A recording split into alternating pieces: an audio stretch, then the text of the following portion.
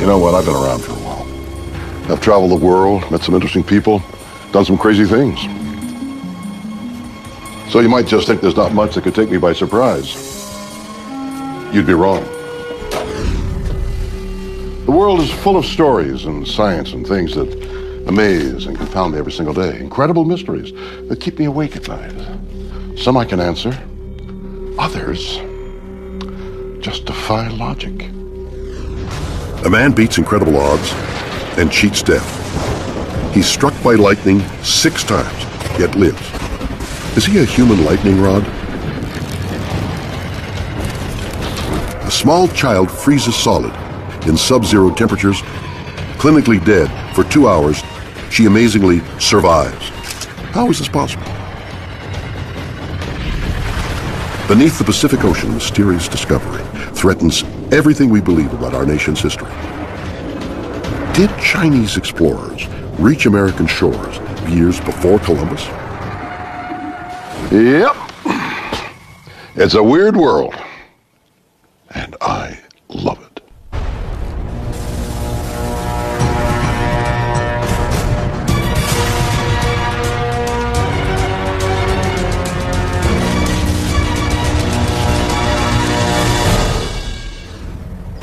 For this next weird tale, I've been compelled to write a little poem. Here goes. Lightning strikes fear in the heart, with its silver forked skies all pealing with thunder. Well, actually, lightning doesn't strike fear into my heart. Given the fact that I live here in the United States, that my odds of being hit by lightning are about 1 in 750,000. So I'd have to be really unlucky to get beat by those odds, right?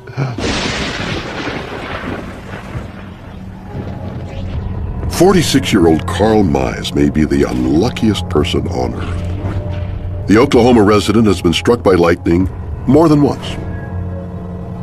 The first time, in 1978. You know, a storm came up and was lightning and thundering, and I'd run to the truck. And about the time that I grabbed the door handle, you know, lightning struck. Just a flash of light, and it knocked me back, you know, 4 or 5 feet, you know, on the backside, and it just made me sore. Then a few years later, lightning struck again. Lightning struck, hit the transformer on the pole above us. When it just knocked the way out of me, it felt like somebody had hit me with a club or a baseball bat. And I was laying on the ground, and whenever I got up, you know, this plumber came up and said, you know, "Are you all right?" And I said, "Man, somebody hit me." You know, he said, "No, you know, you got struck by lightning." In 1996, Carl is watching a tornado from what he thinks is a safe distance. And so I'm standing under a tree, and about that time lightning strikes a tree. It comes down that and knocks me over against the house. And I'm thinking, you know, this surely couldn't be happening again, you know, but it did. Carl was hit for a 4th time in 1999, again in 2005. A year later, Carl entered the record books as the only living person struck by lightning 6 times. A little storm popped up, and I was sitting in the house, and I went out and put a tarp over the hay, and then about the time you put tires on top of the tarps to keep them down on something like that, and about the time I went to throw the tire up, all I remember is a bright light and noise, and I woke up on the ground. And so they took me over to a building, you know, and they called the ambulance, and all the people came, whatnot, and they put me in the hospital for 3 days. And it burnt that time I was laying on my stomach on the ground working on this wire, and it burnt my chest, you know, on the other side of my chest, on the left side of my chest. A man struck by lightning 6 times in 30 years, a series of events so bizarre and so improbable, it defies logic. But what are the chances? Mathematician Jeffrey Rosenthal has calculated the extraordinary odds of Carl Mize's run of doomed luck. If we just kind of pretended that lightning was equal around the United States and everyone just had the same chance of being struck all the time, then the chance that somebody would be struck 6 different times over the course of 30 years is extremely unlikely. It's like 1 chance in a trillion, if you just consider everyone to be equal, that someone would be struck 6 times in a 30-year period. I have more of a sense of feeling if it happens again, it could kill me, and I don't know why I feel that way. And so that's where I'm pretty careful about going outside. So why does this keep happening to Carl?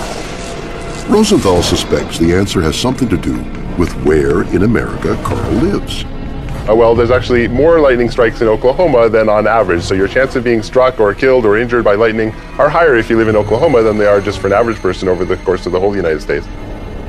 Oklahoma, the heart of America's Tornado Alley, and a state that gets hit with the third highest numbers of lightning strikes in the U.S. every year. Around 1 million. Oh my God! If we compare that, for example, to California, then California, the same rate is about 0.02. So you're about 34 times more likely to be killed by lightning if you live in Oklahoma compared to if you live in California. Rosenthal theorizes that Carl's increased probability of being struck is due to another important factor. He lives on a farm, and his job as a maintenance worker at the University of Oklahoma keeps him frequently outdoors. So for an average person in Oklahoma, there's about 1 chance in 147,000 that they'd be struck by lightning in a given year. But Mr. Mize, well, he apparently worked outside a lot and maybe spent about 80 times as much outside in his work life as the average person. So if we think about it that way, then we can say that this works out to his chance of being struck by lightning in a given year is about 1 chance in 1,800. So what are the chances Carl will be struck again? Let's do the math. The probability of an Oklahoman being hit by lightning is, the population divided by average number of strikes, giving the U.S. a 1 in 470,000 chance. And then we divide this again by the fact that Carl Mize is approximately 49 years old, and the average U.S. male lives to 76, giving Carl 27 years left. And we factor in his job and lifestyle, and we discover the chances of Carl being hit is 1 in 5,450, or pretty low. So I think Carl can relax. But then again, the dude was hit by lightning 6 times, so maybe Carl, from now on, please stay indoors. Combining factors, including lifestyle and location, reveal Carl is many times more likely to be struck by lightning than your average person. But can probability alone really explain why Carl has been struck 6 times? Or could there be something special about Carl that makes him attract this deadly natural force? A huge electrical discharge between a thundercloud and the ground. Lightning is a massive version of the electrostatic spark given off when you touch a door handle. Each lightning bolt has as much energy as a ton of TNT. Even if you could avoid being struck directly by a bolt, lightning can radiate across the ground, and anyone, like Carl, can be affected indirectly through physical contact with a struck object, suffering third-degree burns, ruptured eardrums, and even death, caused by a disruption of the nervous system and stopping the heart. Now, let's have ourselves a little Ben Franklin moment. When a lightning bolt bursts out of a thundercloud, it releases a massive amount of electrical energy into the air. Metal objects act like an antenna for this electricity, basically pulling in the excess energy that's in the air. And that's why if you're holding metal or just near metal, you're directing the charge of the lightning bolt straight to you, causing you to be electrocuted, even if you're never directly struck by lightning.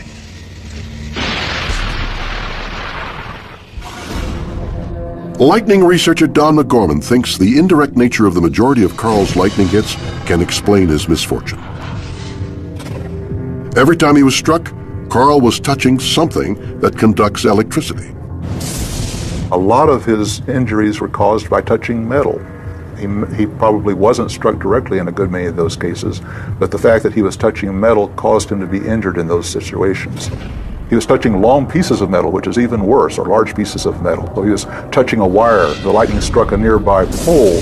The current surge came through the wire and hit him. He was touching a crowbar, so even if the crowbar wasn't hit directly, it would still pick up the electrical energy from a lightning flash and really seriously injure him. Even exposing yourself to the hazard is by staying outside. Lots of people are outside, and it's just a statistical fluke, I think, in one way. Like I said before, though, being outside and touching metal are things that greatly increase your chances of being injured. And so if there's one thing I would urge Carl to do, it would be, if he's got to stay outside, go ahead and stay outside, but get away from metal. Don't be touching metal or standing in pools of water. Okay. Karl Mayes puts himself in harm's way far more often than most people. But that alone cannot explain his 30 years of living in fear. Electrical expert David Stetzer wants to test a more bizarre theory. Is there something about Karl himself that makes him more susceptible to lightning strikes? Current will take the path of least resistance. Now that's Ohm's law. Electrical resistance is measured in ohms. If you knew where lightning was going to strike, and we went out on a golf course, and somebody was 200 ohms of resistance, and somebody was 500 ohms of resistance, and lightning hits, more current would flow through the person that has 200 ohms of resistance than the person that had 500 ohms of resistance. If the person has less resistance, they're a better conductor. Again, going back to what do you want to conduct electricity? Do you want to use a ceramic rod, or you want to use a copper wire, for example? So a copper wire has one valence electron, or it's more conductive. People's resistance to electrical currents varies. Some scientists believe levels of body fat and sweat can be a factor. Stetzer's experiment will determine if Karl has less resistance that could explain why lightning is striking him more than other people. And so we're going to connect that to you, and we're going to measure the voltage drop between here and here. The more voltage that it drops, the more conductive you are. First, Stetzer is going to test Karl's friends, Joe and Steve. And he's reading 2.3 volts, 2.4, almost 4 volts. But what about Okay, Karl's you ready? readings? Here we go. And you can see the number drops down to 1.9 volts. Amazingly, Dave's test has revealed that Karl does indeed have greater conductivity than normal. But Don McGorman, one of the world's leading experts on lightning, is skeptical about the findings. There's very little about a person that could make them more likely to be struck. Even if they're a little more conducting, that's a really, really small influence on where a lightning flash hits, because a lightning flash is coming down from miles up in the atmosphere, and it's finding its way down to the ground, and why it hits a particular patch of ground is really a statistical process. It's the chance of any one piece of ground being hit, if you look at that probability ahead of time, is really, really small. It seems the reason Karl's been repeatedly struck by lightning can be traced to several factors. Where in America he lives, his outdoor lifestyle, his proximity to conductive materials, and sheer bad luck. But one question remains shrouded in mystery. How has Karl survived almost completely unscathed? Mathematician Jeffrey Rosenthal continues to grasp at a simple, logical answer in a story that seemingly defies reason. So you actually have even a little better than a 50-50 chance of surviving, even if you did get struck 6 times. So by comparison, if you flip a coin, you have a 50% chance of heads. So the chance of getting heads 6 times in a row would then be a half multiplied by itself 6 times, which is 1 chance in 64, or just about 1.5%. So it's much less likely that you'll get 6 heads in a row than that you'll survive 6 major lightning strikes in a row. According to Rosenthal, the odds of Karl's survival are around 1 in 5,000. But the fact remains, this is a man struck by lightning a world-beating 6 times. Is that weird or what?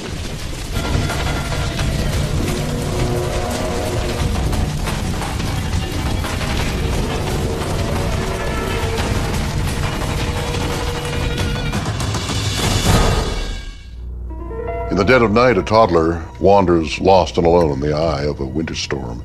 She quickly succumbs to the cold and is frozen, almost solid like a block of ice. Within minutes, she is clinically dead. Until something happens that can only be described as weird Or what? Edmonton, Alberta, Layla Nordby and her two daughters, Erica and Elise, were having a sleepover at a friend's house. But when the kids went to sleep, the fun night turned into a waking nightmare. Erica was next to the wall, and sometime through the night she shimmied down the wall and basically got out of bed and went exploring. Layla woke at 2 a.m. when she saw her little girl had vanished. She panicked. I went all around the room. I went downstairs, I went into the playroom, I went everywhere, and Erica was gone. Then I saw the back door flapping, and that's when I realized something's wrong. And then that's when I started panicking. Erica had managed to get into the backyard wearing only a t-shirt and a diaper. The temperature was a minus 11 degrees Fahrenheit with a vicious wind chill. When I went outside and I looked over to the left, you could see these little footprints and you could see a trail. So I followed that little trail. It was only about 12, 13 feet, but it felt like it was longer. And at the end there, I found Erica. Succumbing to hypothermia, Erica's heart had stopped beating. She'd been clinically dead for over 2 hours, with no visible signs of breathing or blood circulation. In this state, permanent brain damage can occur within a matter of minutes. So I had no idea what I was in for. I didn't even know that there was a way to help her. I didn't know that there was nothing. When paramedics arrived, they found a distraught mother with her child almost frozen solid. When the paramedics took her from my arms, and they made a big clunking sound when they put her on the table, I really thought my daughter was not going to make it. But remarkably, they detected faint signs of life. All I can remember is one paramedic saying, "We got a pulse, let's move her." And they moved her, quick. Arriving at the hospital, Erica's internal body temperature was 60 degrees Fahrenheit, nearly 40 degrees lower than normal, and far colder than any previous patient had survived. We're talking about at least an hour and a half. So by that point in time, I think we still knew that there was a chance, but our fear is that the chance of either her pulling through alive or the chance of pulling through without significant brain injury was getting smaller and smaller. So not so small, not that it wasn't worth trying, but clearly by the time we were hitting the intensive care unit, we were getting very worried that as to if we got her back, how badly injured she was going to be. Dr. Alan DeCan battled to get Erica's core temperature back to 98.6 Fahrenheit. The problem always ends up being up front trying to be able to predict whether or not this is going to be the one kid that ends up getting through. And I think what we end up doing, you throw everything at that child, use all of your expertise, all the equipment, all the personnel that you have. It's long odds, but you do what you can to hopefully get that 1 in 1,000 through. Incredibly, the team was able to get the toddler's heart beating and her lungs working again. Despite suffering severe frostbite on her fingers and toes, requiring skin grafts, Erica was saved, brought back from the dead. But this is not the first time a human has recovered from extreme cold core temperatures. In October 2006, a Japanese rock climber got lost for 23 days on Mount Rokko, Japan. When found by rescuers, his organs had failed, his core temperature was 71 degrees Fahrenheit. But he made a full recovery. How could this be possible? Like the doctors tell me that it was like an animal going into hibernation, and it basically going unconscious, and it kind of helped me to deal with it, that subconsciously we're all like some kind of animal. Did Erica's body somehow do the impossible and go into some form of life-saving hibernation? Dr. Giesbrecht has spent over 20 years studying the effect of cold on the human body. Hibernation is an intentional decreasing of temperature and metabolic rate and oxygen consumption. Everything still works, just at a slower rate at a lower temperature. Humans are not designed to do that. We're designed that throughout our entire life, all year round, we operate at a normal core temperature. The only reason that we ever get low temperature is not because we allow it, which is what hibernation is. We get to a low temperature only because we are accidentally cold stressed to the point that we can't defend against it, and we are in a clinically bad situation. Animals hibernate to survive the long cold winter months when food is scarce. Can humans pull the same biological trick in extreme circumstances? Bears, for instance, are made to, in the winter, go to sleep, slow down their metabolism, and lower their core temperature to a very, very low degree. But their heart is still working and they're still breathing throughout the whole winter period. But unlike a hibernating bear, Erica was found in a state of near cardiac arrest. We are made to live our whole lives at a core temperature around 98.6 or 37 degrees Celsius. When a human becomes severely hypothermic and they become clinically dead, their heart's not working, they're not breathing, that is not hibernation. That's clinical death. So was Erica's hypothermic state mistaken for hibernation? Hypothermia occurs when the body's core temperature drops below normal. A drop of a mere 3 degrees causes shivering and lethargy. Blood flow becomes restricted to the hands and feet. A drop of 5 degrees can lead to a loss of coordination, slurred speech, and violent shivering. At this point, people become irrational and their pulse rate decreases. By the time the body drops to 86 degrees Fahrenheit, severe hypothermia has set in. A person looks dead and cellular processes cease. Before long, major organs begin to fail, causing clinical death. But how did Erica survive with a core temperature of just 60 degrees? Ironically, doctors believe the fact that Erica was so young, tiny, and fragile might have been what saved her. If your heart's going to stop, you want your heart to be stopping when the organs are still full of enough oxygen and energy so that they're going to be able to work for a long time at a low metabolic rate while you're trying to restart the heart. Because all tissue requires less oxygen when it's cold, when you become clinically dead because of severe hypothermia, your tissue is actually preserved for a while. So you can go a longer period of clinical death than you could if you died when you were warm.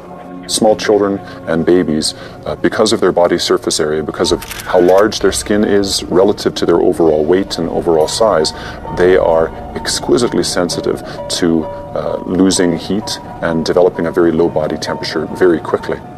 Did Erica's tiny size help save her life? If you cool down fast enough, what happens is that your organs, the function of them, it slows down.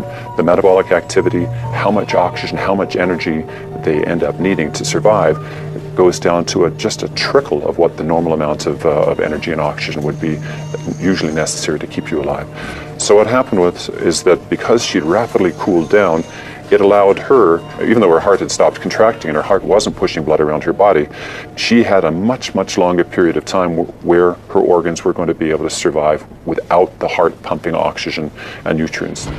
In normal conditions, the brain can be deprived of oxygenated blood for around 5 minutes before suffering irreversible damage. After around 10 minutes without oxygen, death is almost certain. Because extreme cold reduces the body's metabolic activity, the brain can survive unharmed for hours or even days on the reserves of oxygen and energy present when the body is rapidly cooled. This condition is called metabolic icebox and occurs when the core temperature drops below 86 degrees. We often have the question, how cold is too cold? And it's people like Erica who make the answer to that question very difficult. 20 years ago, we would have said that Erica could not survive, but then somebody treated her and she lived. So it's very, very difficult to say. We don't know the lowest limit. Erica's core temperature was 60 degrees Fahrenheit or 15 degrees Celsius. There used to be, limits of temperature at 20 degrees, body temperatures of 19 degrees, body temperatures of 18 degrees. It does keep on getting lower. 18 degrees Celsius is 64 degrees Fahrenheit. Until recently, doctors didn't attempt to resuscitate people with core temperatures below 68 Fahrenheit. Luckily for Erica, today, doctors work on a different principle. We basically tell physicians and anyone else who finds someone cold, you must try to revive a person almost no matter what. That's why we say you're never cold and dead until you're warm and dead. We end up trying to rewarm people if we think by the circumstances of where they had their cardiac arrest, we think that there is a significant chance that we're going to be able to resuscitate them. Basically, if someone is found cold and clinically dead, unless they have an obvious fatal injury or they're literally like a block of ice and cannot be moved at all, we say, because of people like Erica, try to revive them because you never know. Usually, doctors have to warm up hypothermia victims by filling their lungs with warmed air, injecting warm fluids, or by warming the blood through an external heater. Her temperature when she arrived was about 16 degrees. Her heart started working again at about 17 degrees. But Erica had one last surprise in store, a mysterious biological response the medical team simply cannot explain. The wonderful thing about what happened with Erica is once her heart rhythm fixed itself and her heart started pumping, basically she regulated her rewarming by herself. Her heart pushing blood around her body and us just providing warm air blowing over her skin, she was able to regulate how quickly her body temperature needed to rise. For some reason, Erica, with that body temperature, gods were on her side. Erica survived her ordeal without suffering any form of brain damage. She spent 6 weeks in hospital, but made a full recovery. My health is pretty good. When I grow up, at night I'm going to be a wrestler, and during the day I'm going to be a teacher. Because sometimes teachers can be actually good role models. Well, I think I'm a lucky kid. For Erica's family and the doctors who brought her back to life, Erica's survival isn't just lucky, it's miraculous. This remarkable story raises as many questions as it answers. But whatever the truth, Erica now has a second chance to enjoy a long life. Weird or what?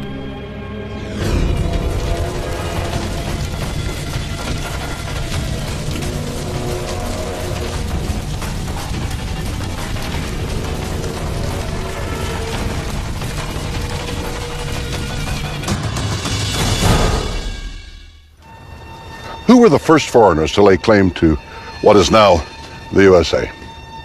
Well, most people would answer, thanks to Christopher Columbus, it was these guys, the Spanish. And there's some evidence to suggest it was even these guys, the Vikings.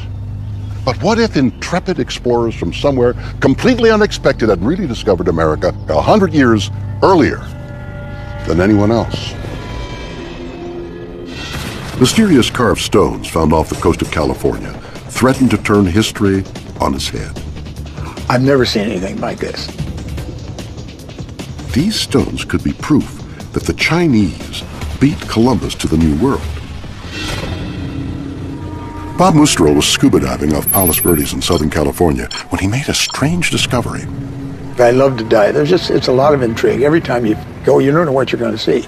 You may see out here, you may even see a turtle. Every once in a while you do see them. You might see a shark out here. We'll be cruising along on scooters and this 7-gill shark comes right up and swims alongside of you. And you think, that's my buddy. No, that isn't my buddy. And it's just a lot of fun.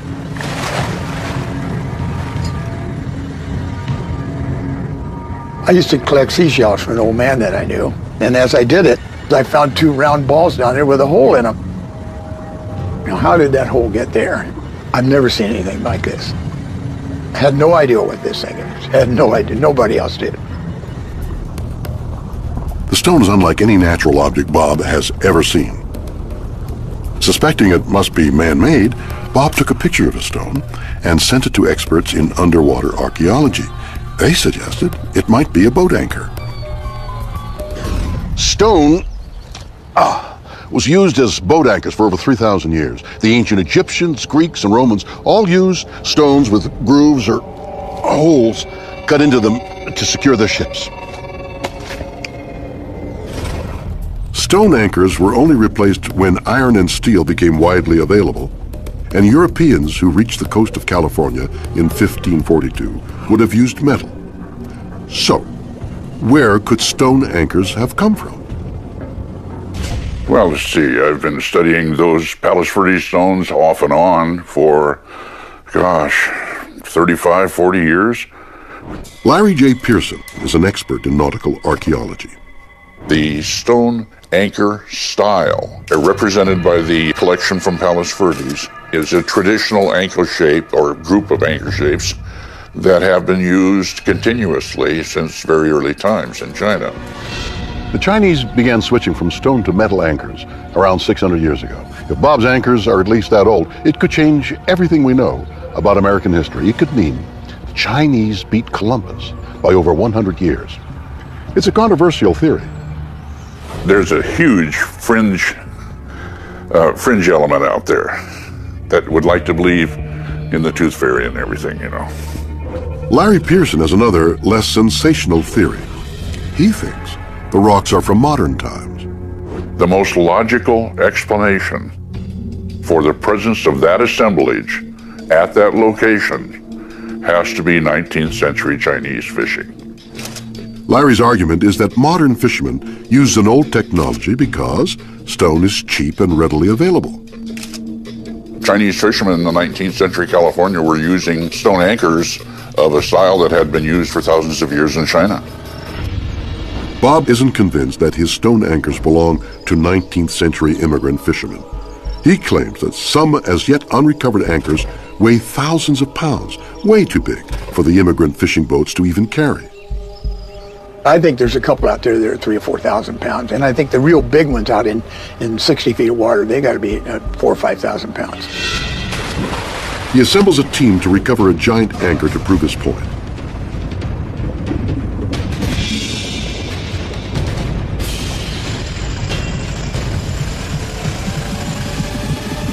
Bob and his team pull up a huge stone anchor. The original one weighs 280 pounds. The biggest one we brought out of the water weighed 1,031 pounds. Could a small 19th century fishing boat have really used an anchor weighing around 1,000 pounds? Amateur historian Dr. Shirlungli has spent years studying the stones, and he believes a far more incredible theory, that the anchors are from a massive fleet of ocean-going ships under the command of 15th century Chinese admiral and explorer Zheng He. I can tell you this much. Chinese knew more about the world in Zheng He's time than all the European cartographers did. In fact, the European world maps drawn 100 years later probably were all based on some of the fragmented information collected by Zheng He during his trips. Zheng He's fleet is known to have reached India, the Middle East, and East Africa. Some scholars believe he rounded the bottom of Africa and made it to the Atlantic. But Dr. Lee believes Zheng He got even further than that.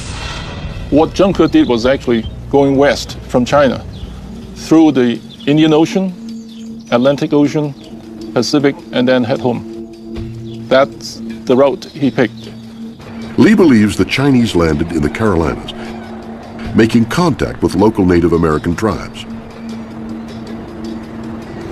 It's controversial, but if it's true, Lee's theory would mean the Chinese circumnavigated the globe before the Spanish and beat Christopher Columbus to America. Can such an incredible idea be real? One piece of evidence supports this, the so-called Zheng He map. It is said to be a copy of a 15th century Chinese sailing map which contains detailed descriptions of Native Americans. Does the history of America need to be rewritten? Historian Professor Jennifer Pirtle doesn't believe it. Chinese sailors had almost no experience in open water. We know, of course, that they have the astrolabe. They get this from the Persians during the time of Mongol rule. We know that they know about latitude and longitude because under Mongol rule, there's a globe that's made by a Persian astronomer in 1267, which is gridded with latitude and longitude. So they know the world is round. But what they don't really know how to do is sail across empty blue water. Dr. Pirtle doesn't think the Chinese were capable of crossing oceans in the 15th century. They're used to sailing from one coastal landmark to the next one. And they also don't really know how to ride currents and wind patterns. And I would say it's significant that the first crossing of the Pacific from Asia to California, or New Spain, to Mexico actually, starts in Cebu City in the Philippines and ends up in Acapulco in 1565. And it's navigated by Spanish sailors who have experience sailing in open water in the Atlantic. And they, in fact, apply their experience in the Atlantic to riding sort of curved current and wind patterns to the Pacific. They guess, literally, that the conditions might be like those in the Atlantic. And they apply that to sailing across the Pacific, and that's what enables the voyage to be successful. So it's hard to imagine that the Chinese, without that experience of open water sailing, would actually be able to make that crossing easily. But Dr. Lee claims he has more evidence that Zheng He managed to cross the Atlantic. A mysterious brass medallion found buried in North Carolina. Along the route Lee believes the Chinese would have taken. I think one of the major pieces of evidence is my brass medallion. The main thing that caught my eye was the inscription. It says, Great Ming Xuande. Xuande is the emperor who sent out Zheng He, the Ming admiral, for the last time of his seventh trip to visit other foreign countries. And then the last two words means delegated to give. The word delegated is the key because the emperor cannot or could not present a gift to the head of state. So he delegated an important person to present this gift. And this one must be a representative of the emperor, and he must be a very significant person. And this is only an ambassador. At that time, Zheng He is not only the admiral, but he also acts as the ambassador to visit the foreign countries. No one knows for sure how old the medallion is or where it came from. But to Dr. Lee, the exposure to Chinese culture and technology left other indelible echoes on the Native Americans' way of life, language, and even the way they wore their hair. It is interesting, but Dr. Lee's theory is not supported by most experts in the field. Dr. Pertl thinks it's strange that there are no Chinese records of Zheng He's alleged discovery. In a culture that was so good at documenting, recording not only text but pictures. So one would think that if the Ming had managed to reach North America, we would have some kind of textual record, and that record would have been transmitted either in manuscript copies or in print. One also might think we have an extraordinarily strong tradition in China also of printing not only text but images, so one would expect to find perhaps printed maps. So perhaps it wasn't the medieval Chinese who came to our shores and left these great stone anchors. But new evidence from scientific dating done on a stone similar to that found by Bob Moostrel suggests the answer to this mystery may be even more incredible than anyone could ever have imagined. Down in San Diego, they brought a stone anchor, a round stone with a hole in it, up from very deep depth. It had magnesium nodules growing on it, so they dated those magnesium nodules, and it was 4,000 years ago. Now, the Chinese had huge boats in those days. The boats were so large they had 1,000 crew members, and they had sail and paddle wheel and oars. The implications are enormous. An ancient civilization reaching America's west coast 4 millennia ago. People in Europe didn't even know the existence of Pacific Ocean. So this has to come from Asia, and most likely from China. So that's my conclusion. Well, that's amazing. I think it's really, really fantastic. We discovered these stones. We're inquisitive about it. I've always been that way in my life, and I want to find out what they are before I pass on. We got to hurry. The origins of the huge sunken stones remain a mystery. Are they discarded anchors? Did they belong to 19th century fishermen? Or did a medieval Chinese admiral set foot on American soil generations before the Europeans? Weird or what?